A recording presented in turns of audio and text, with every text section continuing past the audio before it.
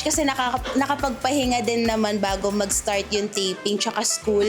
And then happy at the same time kasi tinatry ko kasi yung New Year's resolution ko na wag masyadong maging tamad. So kahit nasa bahay lang gumagawa ako ng mga assignments ganon or mga gawaing bahay tsaka a-attend ako ng concert. So masaya ako kasi sa unang buwan ng taon, a-attend ako ng concert. So sana magtuloy-tuloy sa buong year na yung monthly may concert.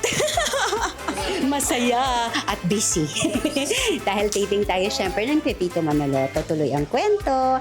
Tapos, meron tayong bagong palabas, yung Born to Shine.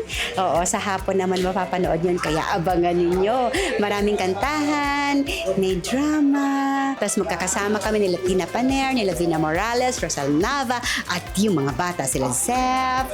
Yan, so abangan nyo po ang Born to Shine at syempre ang Pepito Manalot. Okay naman, wala naman masyadong challenge sa buhay, pero kahit pa paano, nagiging masaya naman. Ay nako, ang bungad sa akin ng 2026 ay napakasaya dahil nakalimutan ko lang naman na Marso pa ang kasal ng aking kaibigan si Mikoy. Wow! Happy, di ba?